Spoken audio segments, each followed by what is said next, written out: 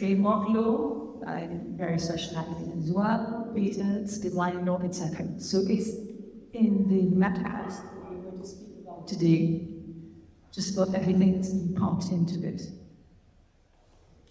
So maybe, thanks for meeting everyone, and maybe you can say a few words about yourself. Sure. Hello, everyone. I don't think one. Yes, just 1 second. Just fine. Okay. Do certain. Yeah, that's the one with street people in back. Well, my name is Rita. I'm a graphic and web designer. All right, I'll talk here. So my name is Rita. I'm a graphic and web designer.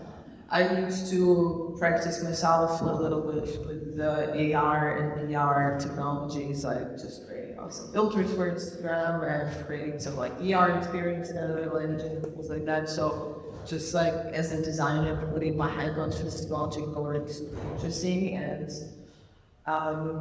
here I actually work at CryptoCastle, so I do like the website and graphics and so related to that. Also like freelance with Eternity and some other blockchain for projects. And so I'm a frequent guest at CryptoCastle because I absolutely love this place. It's amazing here. Amazing.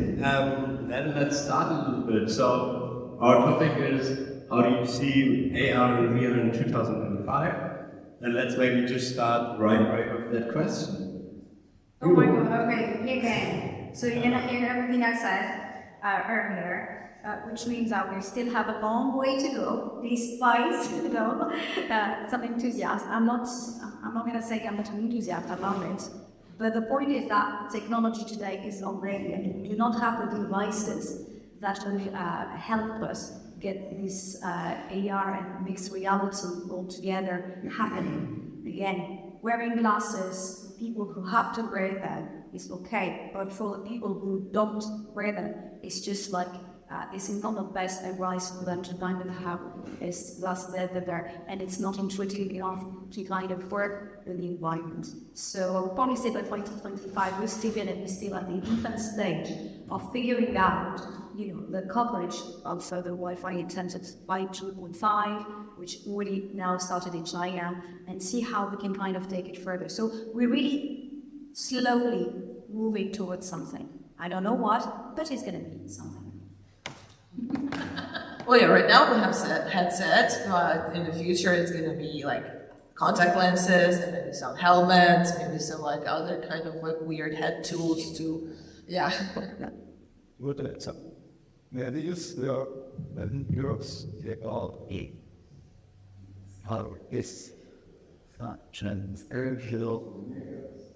Well, we're used to wear sunglasses almost every day these days, and it's just going to be like a different super high-tech sunglasses that can do the sun filter plus show you everything around your surrounding and engage you in some like experiences, challenges, of course try to sell you a bunch of stuff. That's the purpose. Yeah, of course. But you asked about 2025, right? Very Yeah, specific date, so in 2 years. This is in 2 years. What do you 1.5 think will happen in the next year? Be precise, we're in German. Yeah, so I think in 2 years, I mean, the Apple Vision Pro will come out beginning of next year. So I think that will, it can spark a new VR hype cycle. We always have these hype cycles. I think now we are the AI hype cycle, and nobody actually really wants to talk about VR anymore. And Apple is kind of like, we have this thing in the drawer, maybe we can recreate that. Yeah, exactly. So, as you also heard in my talk, I think these two things go very, very well together once you have all the infrastructure. But in 2 years, I think, we probably at the start of a new hype cycle, but we will not have a lot of, the average person will not be affected by that because these devices are still freaking expensive. And first studios will start working with them. Apple and all the big tech will start working on AR devices specifically only for AR, not AR VR like this Apple Vision Pro can. For the everyday use, kind of the next. The main public is gamers, I think. Still. Yeah, exactly. And but what the big companies want, I think, is going mainstream with that is like having the Amazonification of everything. And so like and I think that was always been the case. The big game is the AR game, right? Like VR is kind of a nice thing for entertainment and also very nice thing for research, which you can already sell in terms of devices. But why all these big companies spend so much money on these technologies, because they want every one of us wearing one of these devices and track our data and sell us things in real time, like putting it on our eye, not only a bling in our pocket, but like arrows into the brain through the eye. So just to conclude on that point, agree that it is certainly something we'll be going forward to. It's not. We're not going to stop right now where we are, despite the difficulties. Because my short response to where we will be in 2025 was hopefully better. And why I'm saying hopefully better is that certainly we will be going forward.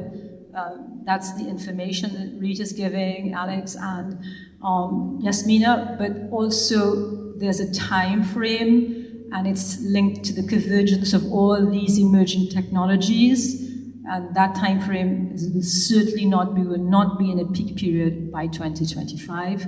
All these prototypes that are coming out will be prototypes that will need to be worked upon with all the different experts in the different fields, are going to give rise to new expertise, new skills, new everything, new products and services. So we ferry down the line, as Yasmina says. It's not going to happen overnight.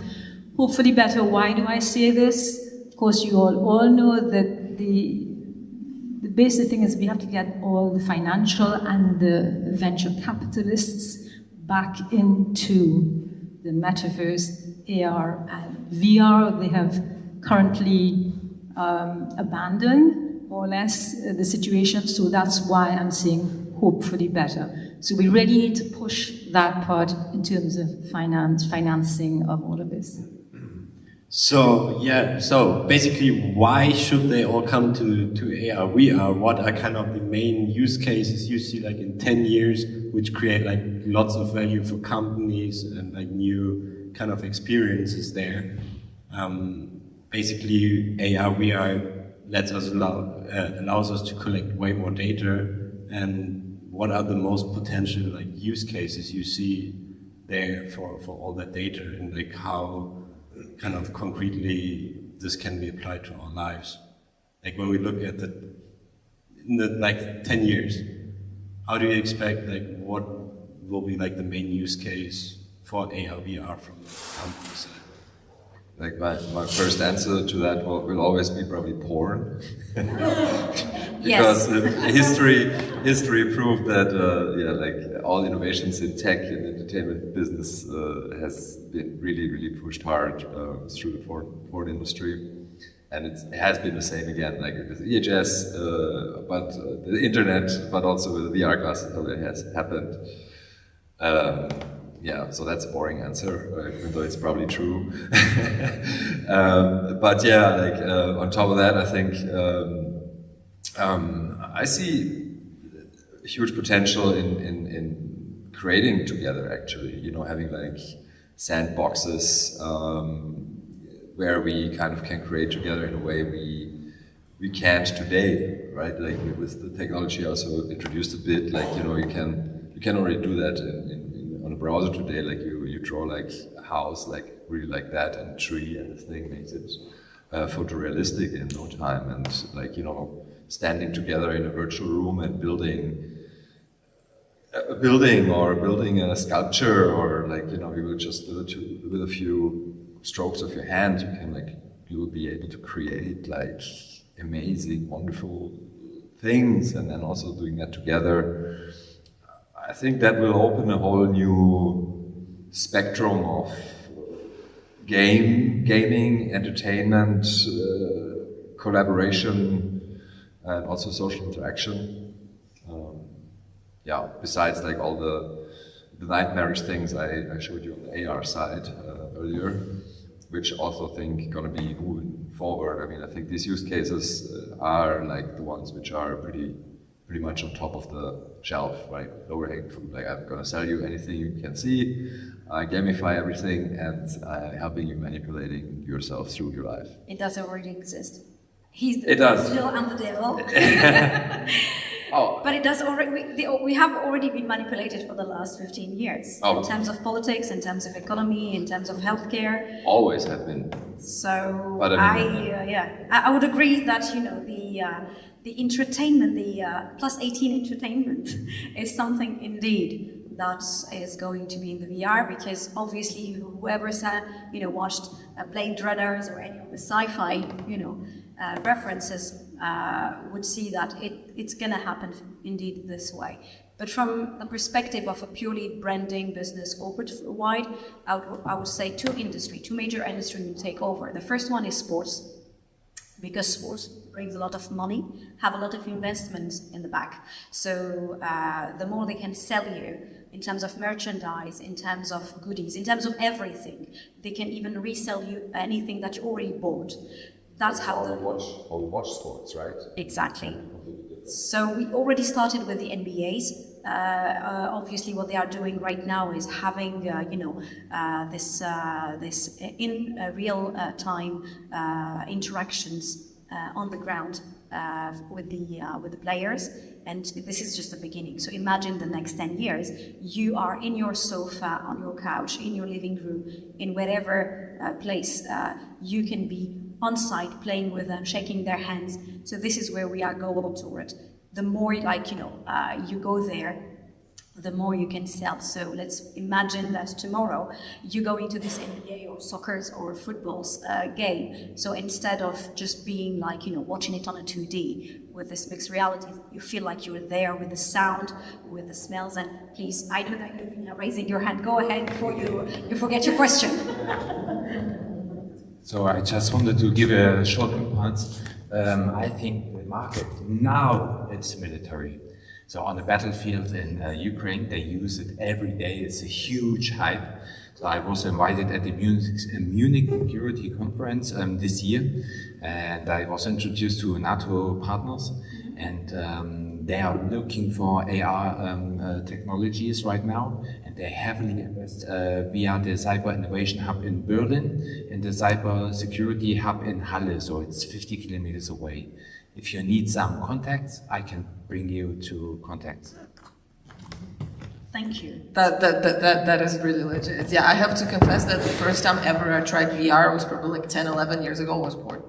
my friend gave me this VR porn experience, so that was quite impressive. Oh, we're very focused on that. Okay, maybe on the other side of the world.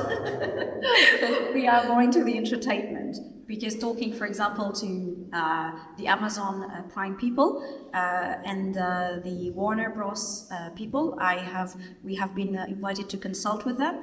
I can't say more, but the point is to, as mentioned earlier in my talk, is to be part of the next entertainment series, which means that your next favorite TV show, you can buy, a space to be there as even a passive person walking, and you can be there, or you can feel like you're gonna be there. So everything around the content creation is at the heart of this mixed reality that they want to create. So maybe Alex and I next time we're gonna be in one of these movies, not the 18 plus.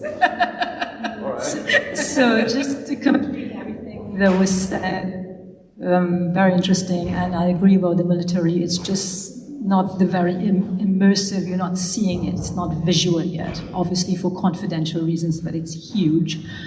I would add, for me, the things that are coming up the most are digital twins and virtual twin technology. So digital twins, so you're virtually representing an object, a physical object, for example. If you would like to get an example, I'm trying to go as close as possible. The Hong Kong International Airport has a digital twin. That is how they operate. That is how they operate the airport. It is full of data, and that's how they operate, how the planes come in, leave, and etc. If there's a crisis, if there's a problem, I'm speaking about even small little incidents, this is worked on the digital twin. So digital twin technology is essential. We have to think about it as well on the industrial scale, like NVIDIA is building digital twins for BMW, for all types of development that are industrial.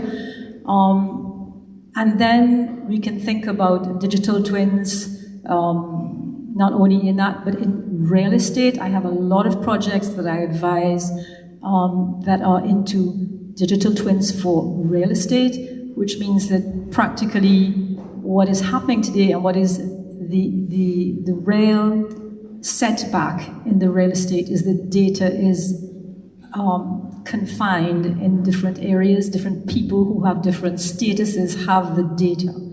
If you get into a digital twin, then we have to get into some type of agreement as to how we are using the data, and that is going to entirely revolutionize that real estate industry.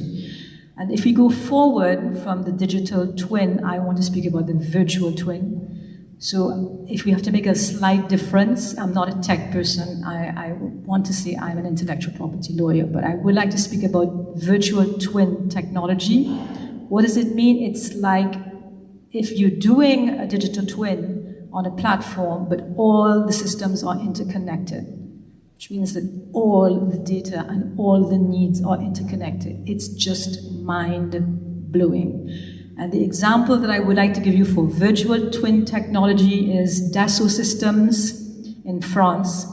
They presented, for example, at the CES Las Vegas this year. They are mapping the human body. What does that mean? That they have already done virtual twins of the heart and the brain. And they are going to map the entire human body. So you would want to know, so what type of applications are we speaking about? They will map, and they have already mapped, let's say if they're mapping the mind, the brain, they're going to be able to obviously personalize the digital twin, so it's actually going to be yours with your data in it, which is going to allow you to have personalized medicine, personalized treatments, even do things like we can't do today, like treat Alzheimer. This, I think, is fundamentally the future of AR. It's going to revolutionize totally the way in which we live. Can I add a very cool example? No, I said it's a really cool example, and sorry, quite frankly, guys, I think that this technology, like MR, XR, that includes VR and AR, is going to be normalized in 10 years, just like radio and TV and video is normalized today. Yeah. And it's going to be used in all of the areas of our lives, in military or in daily life, and education. I just wanted to add one thing for the healthcare, is that we have the biggest issue. Despite the fact, for example, at the Las Vegas show where Dassault was presenting this, the biggest challenge that they have and today is data, because data is biased in terms of healthcare. We don't have a central brain worldwide, or like, you know, even the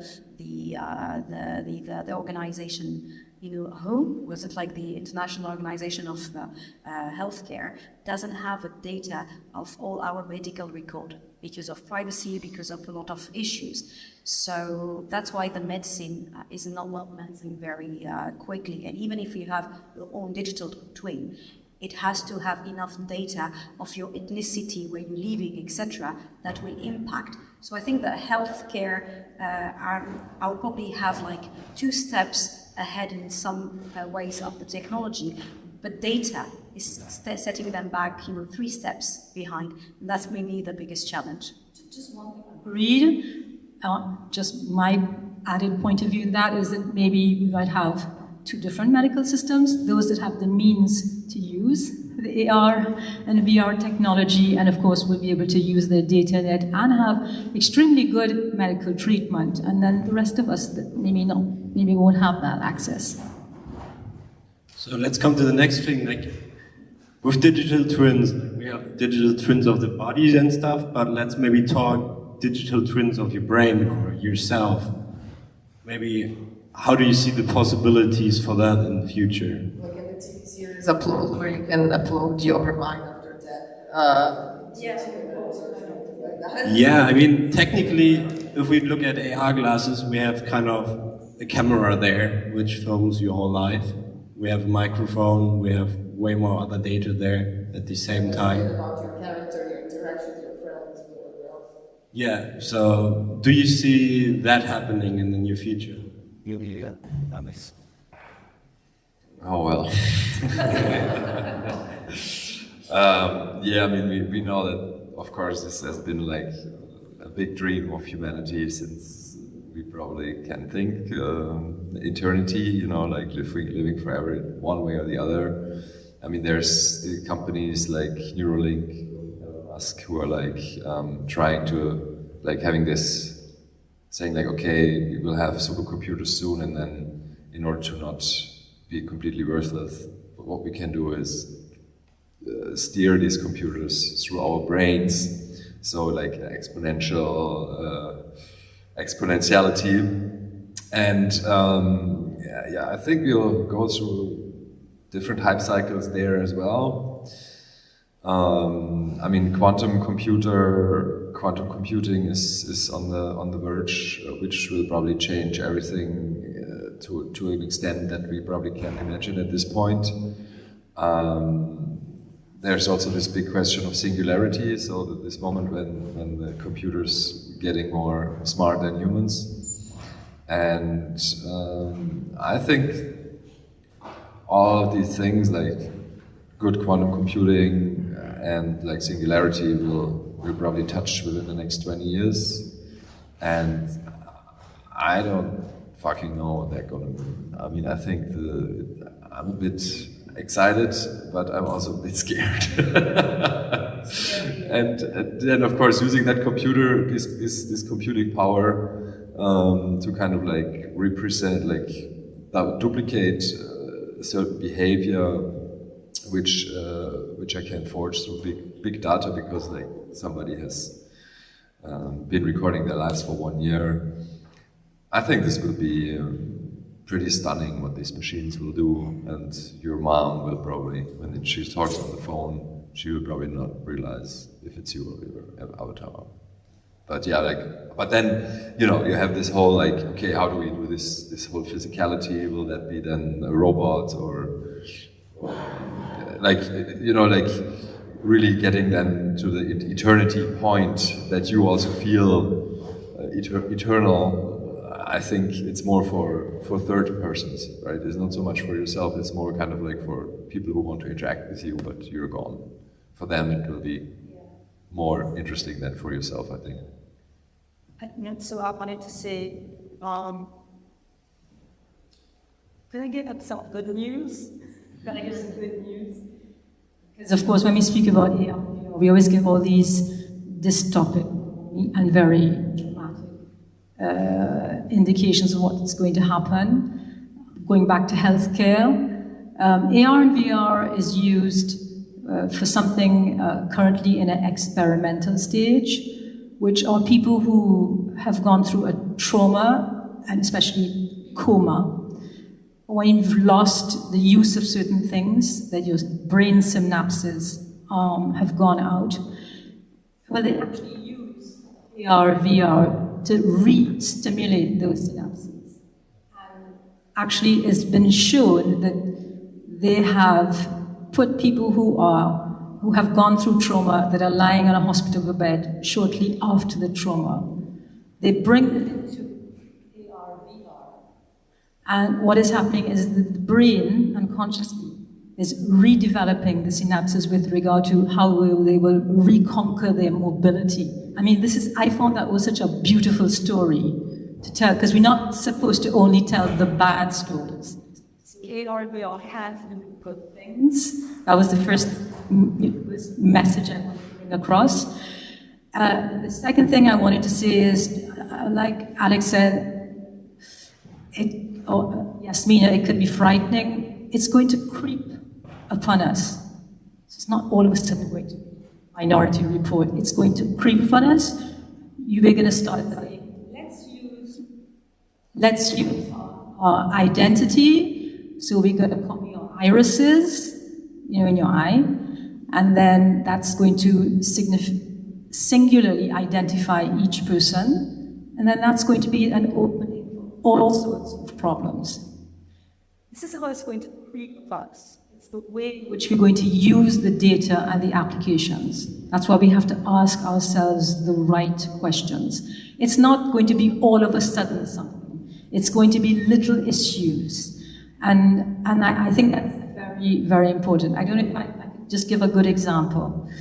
All of you that are in AR, VR, when it came out, everybody went, wow, this is so dangerous. They're going to use my eye movements. They're going to know when I have an emotion. What's going to be the impact? From a marketing point of view, you can see that I really like this thing, or it gets me depressed or whatever. And then, voice recognition, all these very, very intimate types of data, and that are linked to your identity. So everybody was gone, wow, this is huge. Yeah, sure, but I just want to give you an example of how it creeps upon you.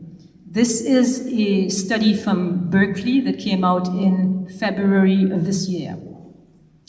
They did a study, this is the first ever.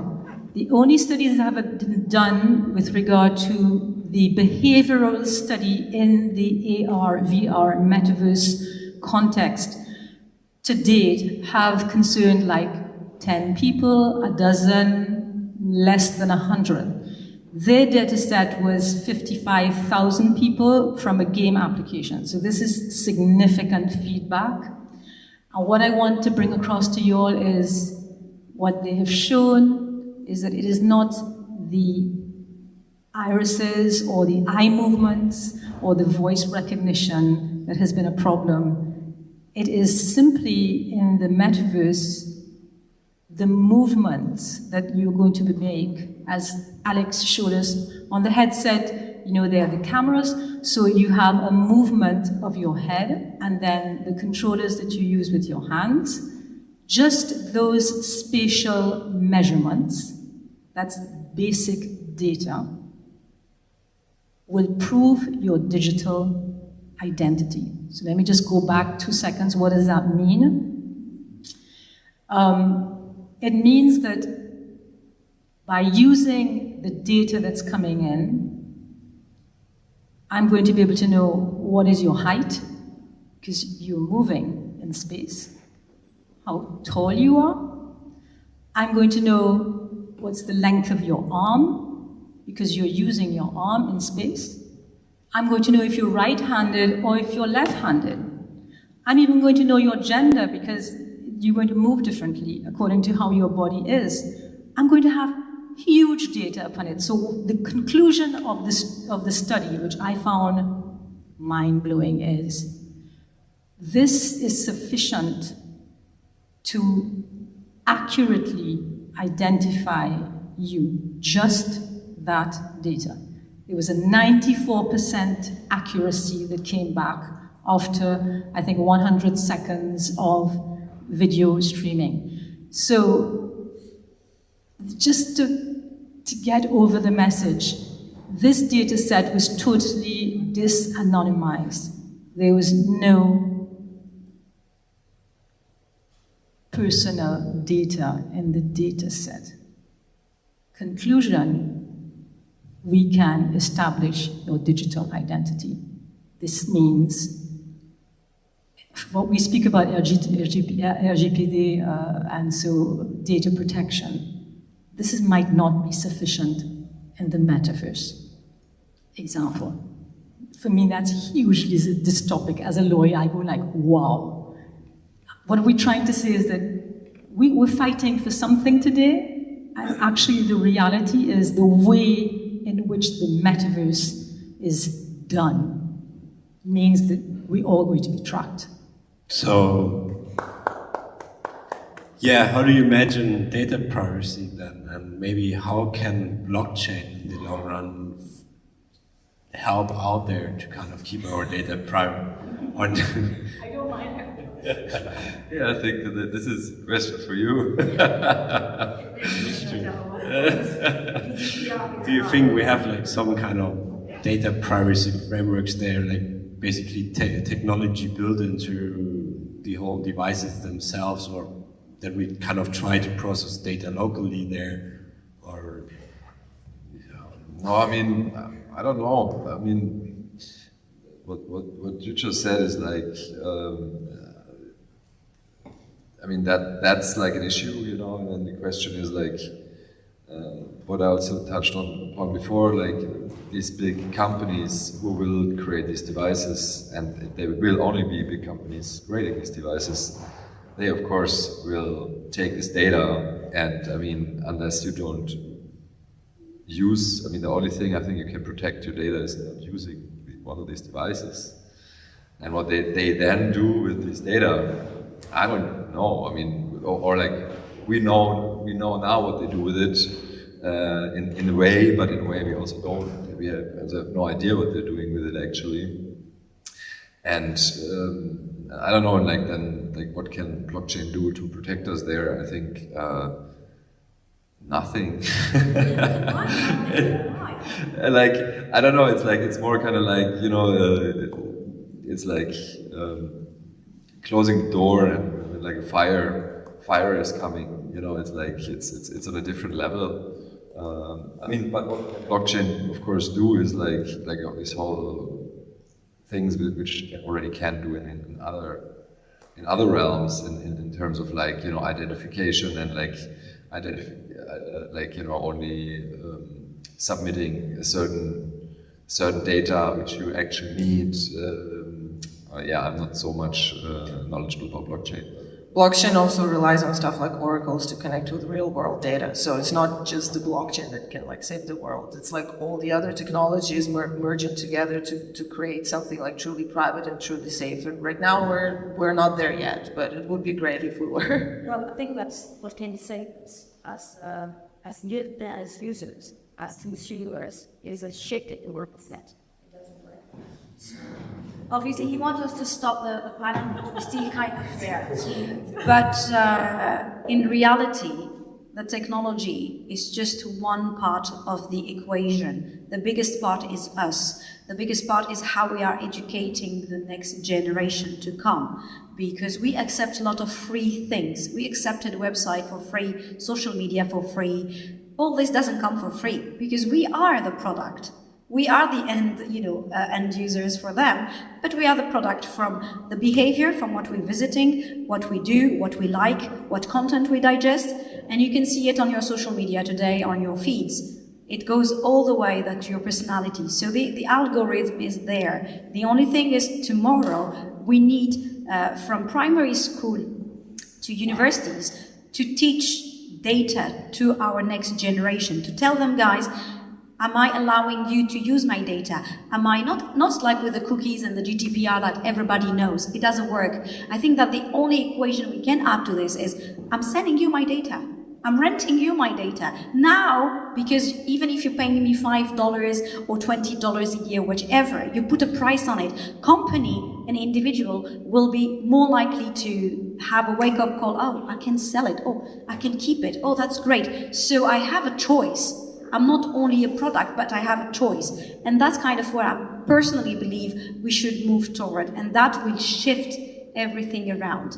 So the next time you go onto a website or you go in, to buy something, do you want to rent your data for yearly, 6 months, 3 months? This is the cost. Enter your bank account. And you will have to decide what you want to do.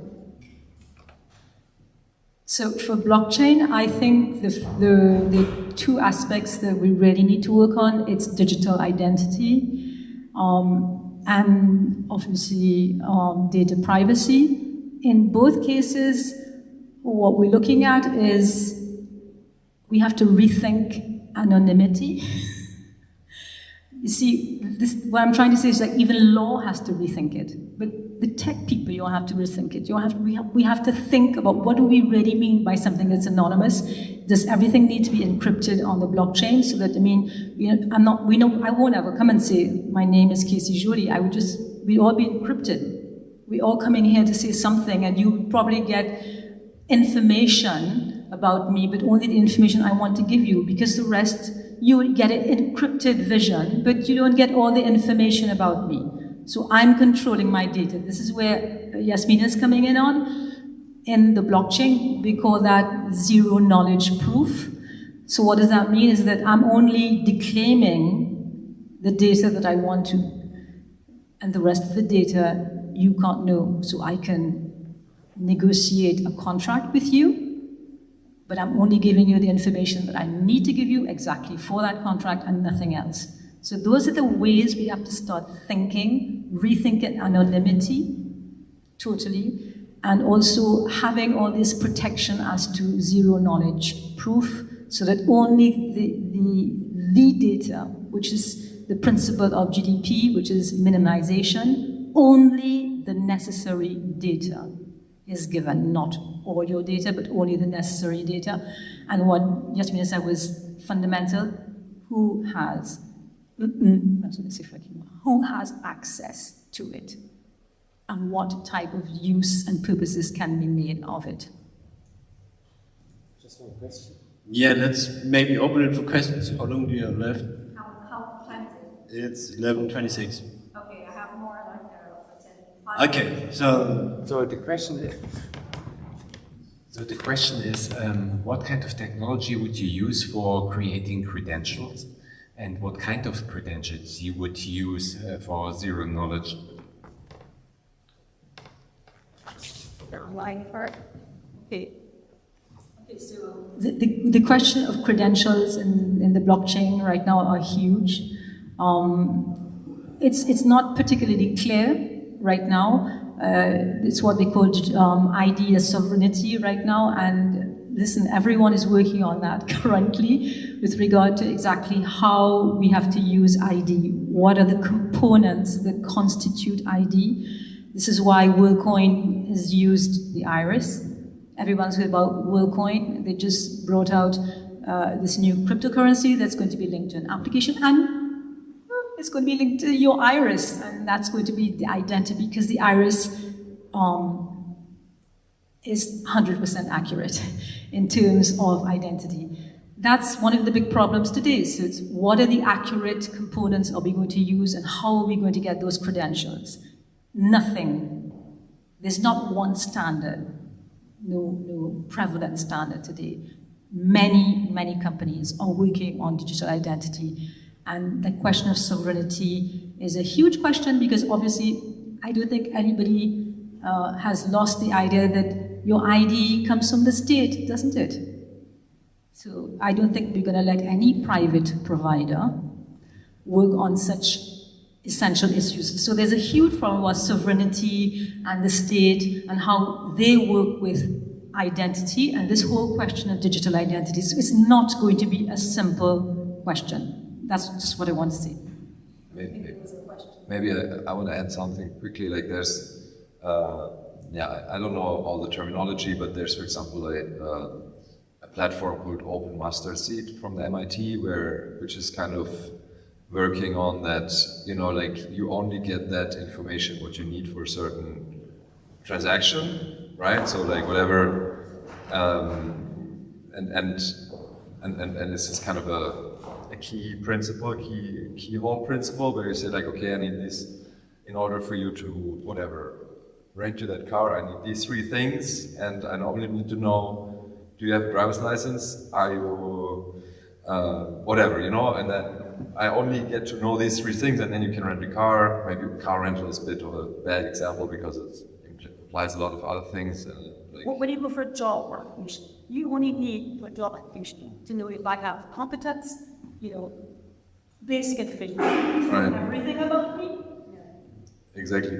Yeah. So like, they're like real life thing. But yeah, like this platform, and I'm sure there are others out there, are designed. I also know there's going to be a guy, Mark is his name, older guy. He will be here this afternoon. Who's working on things like that. Just Well, it's not really question, but rather thought. This blockchain is not about privacy. It's about the opposite. It is publicity. So everything you put in the blockchain, everybody see. You are not having any privacy there. You cannot hide in the blockchain. The idea of blockchain is the opposite, show publicity. So if we think about privacy, kind of think we need to redefine anonymity, because everything would be public, and maybe the answer is to hide inside the publicity. So you kind of blend there. You're public, but you kind of keep this privacy because you're part of something huge, part of like a needle with a keystone. And maybe that could be the answer to all these privacy issues. So you really be giving your data, public, but kind of try to blend it to it. So maybe the technology could do that, keeping you public, but hiding your identity just digital. But currently, this is not the case with blockchain. You could be quite easily, even with one transaction, be identified, as long as you can cross-check with some real data already existing. Like a transaction to buy a crypto, you already gave your real ID. No worry. But the thing is, like, on the level 2 bit of identity, I would probably answer questions. In one other questions, shall we redefine what our digital identity is? Because that's the biggest problem. I do not want to give you my name, my first name, my address, my passport number, whatever you're gonna have, my email address or my IP location when I kind of come here. So basically, this is one of the biggest issue. I think that we need to shift the mindset again of the way that we perceive data and digital identity from what we know. We also want you to be able to insert non-anonymously. So the German government, Bundesregierung, they got to know, we have to think about digital identities.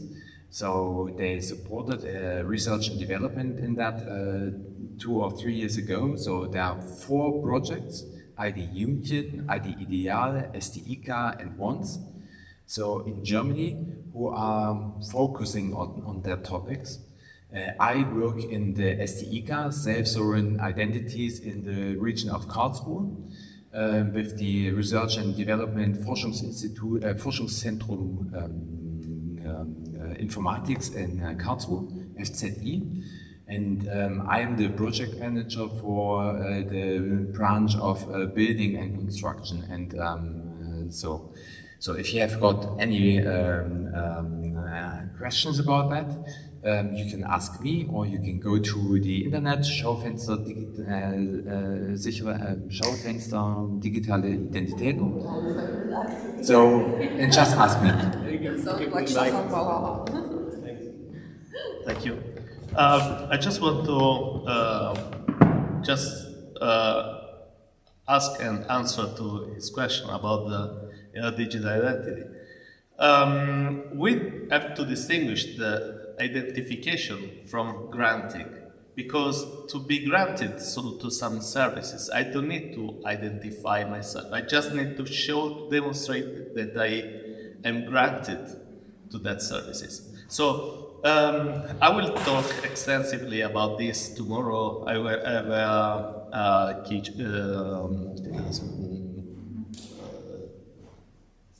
speaking, about Web3, and in that I will go a little deeper in how it's possible, thanks to the zero knowledge proof and other tools, for example, for anonymous voting. You can give a token in the set of voters and allow them to vote by zero knowledge proof. So for the first time ever in technology, we can have a voting system that can allow also anonymous voting with a trusted process. That is huge if we think about it.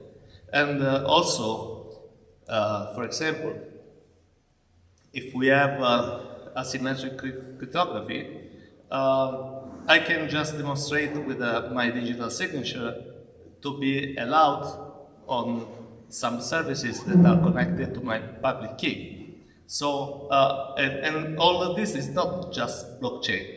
Blockchain can be used to harness maybe my real digital identity to some public keys or some services that I want to. But I don't need necessarily give away my data anytime to have access to some of these services.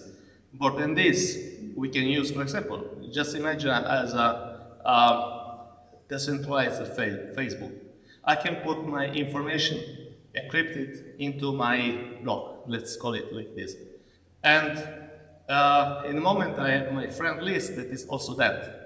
In that blog, I can share some of my data to some of these people, re-encrypted with their public keys, selectively only the data I want. So I am 100% in control of the data. And we're just talking about peer-to-peer data exchange. We're not necessarily talking about blockchain. Blockchain can be used as a tool, but it's not only that. We are talking more widely about cryptography, and as some cypherpunk said, no? Cryptography will save the world. Probably it's true. Totally agree, and the idea of granting is and indeed the real issue. I'm a minor. I'm not 18. The only information you need to know if I need to buy a bottle of wine is if I'm 18. Why do I have to give you my whole ID card? You look at where I live. I mean, all that's what we call the minimization of data under law. The only information you need to know is if I'm 18. That's the only information I'm going to give you. That's the example that you gave with granting. Only the information you need for access to something. And that's what Jasmine is speaking about. That is really reclaiming your data, and so you're only giving what is absolutely and minimally necessary.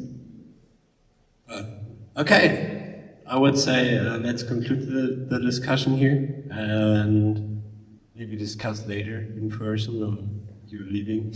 But thank you very much for being here.